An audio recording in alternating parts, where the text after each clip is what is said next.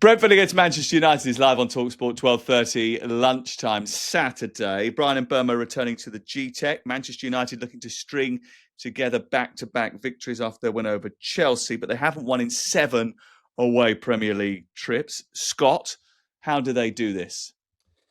Well, I think they've got to carry on with the sort of same mentality that they had at Old Trafford. You know, you and I were at the game, and I just thought they played to the conditions, but they actually played on the front foot from the start. I mean, we've been saying, a lot of people have criticised Ruben Amorim, and we've criticised him for sure.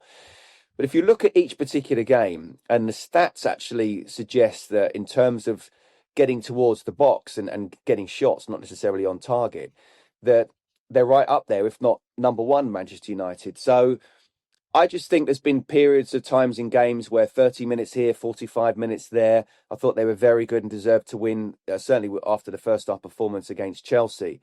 They just need to do that on a more regular basis. And Bruno Fernandes, you know, whatever we say about him, he's not a six, and he's really not.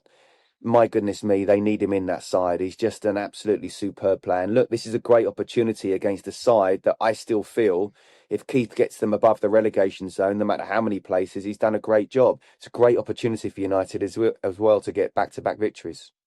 Certainly is, and we talked about this quite a lot. And the Bruno Fernandes thing is really interesting because I maintain that if you play the system correctly and you have a player from that back three that wanders into midfield and pushes everybody up, then he moves into a more of an 8/10 position where he can influence the player, and he's much more useful for Manchester United. But the shot data and the XG created, for which they are number one in the Premier League, by the way, Manchester United, gives me confidence with them that they will have a better season than last year. Now, you might say that's not that difficult, but I think they'll finish top 10, top 8 because of the fact that the shot data will turn around eventually. You know, I know they haven't scored that many goals this season so far, but if you keep having those shots, you keep creating those chances, once Šeško is up to speed, surely it has to turn.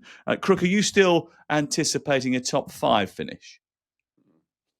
Listen, let's not get carried away after one victory, because there have been so many false dawns for Manchester United. I mean, I was being facetious, to be fair.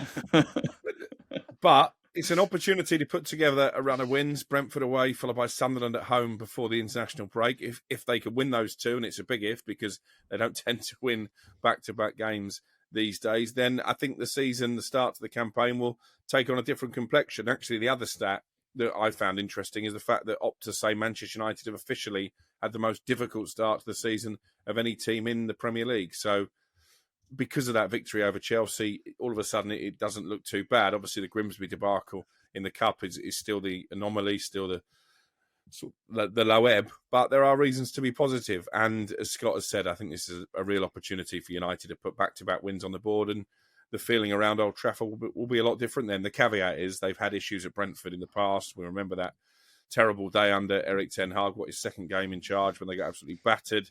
I remember, was it last season, Mason Mount scored late in the game. He thought he'd won it, and Brentford went straight up the other end and equalised. So it's not been a happy hunting ground in recent seasons. It's going to be a bit of an old school game. United the most accurate with long balls forward, and they will look to try and bypass any Brentford press. Brentford look to be a little bit more sort of aggressive in the middle, might go after the soft centre of Manchester United. It'd be interesting to see who comes into that midfield. They'll also chuck long throws in, long balls in. We've seen them do that already this season. They've got a good point at home against Chelsea. Who plays in that midfield? Because no Casemiro this weekend. Mainu be a candidate. Mount might be a candidate, but my favourite is Ugarte. Is that just not the most sensible replacement? Depends who you talk to. I mean, I think it's been Amorim's go-to. Well, I'm talking to you. Well, I'd love to see Cobby get his opportunity, but I don't think it's going to happen. I think it will probably be Ugarte, who for me is less dynamic. Mason Mount, I guess, would be an option. Is he going to be fit? I mean, he's never really fit, is he? So, yeah, I think it will probably be Ugarte in alongside Bruno Fernandes. We're still yet to see Senna Lomans. Has Altay nailed down the number one spot for the season now, do you think, Scott? Why are you laughing? Go on, Because he's rubbish. That's why. Oh dear, But oh he's dear. been Go on, picked Scott. every single week. So, Yeah. is he the number one goalkeeper? Look, it's a fair question, but I mean, it doesn't matter now. You can't turn back time, but how they didn't get or why they didn't get Donnarumma or Martinez, just that experienced position. We talked about how you win games in both boxes. Well, that's by having a great goalkeeper as well as having a very good goal scorer, and you need someone with experience. But they've gone down that route. What's the point of bringing in someone when Altay has been making all the mistakes he's been making, and yet you still keep him as the number one? You look like a bit of a laughing stock.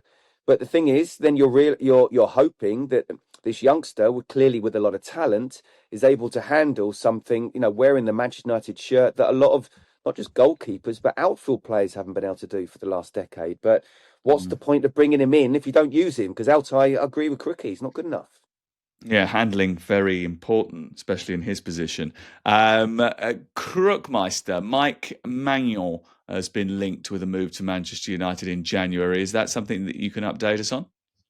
Yeah, I think he's one that United are keeping an eye on, along with Chelsea, despite both clubs telling us at the start of the season that the goalkeeping department wasn't a major issue. Obviously, Chelsea tried to sign him before the Club World Cup, had a £25 million bid, rejected. His contract is up at the end of the season, so to get someone of his experience, full French international, 30 years of age, on a free transfer potentially, I think makes a lot of sense for both United and Chelsea. I think he would improve both their goalkeeping departments.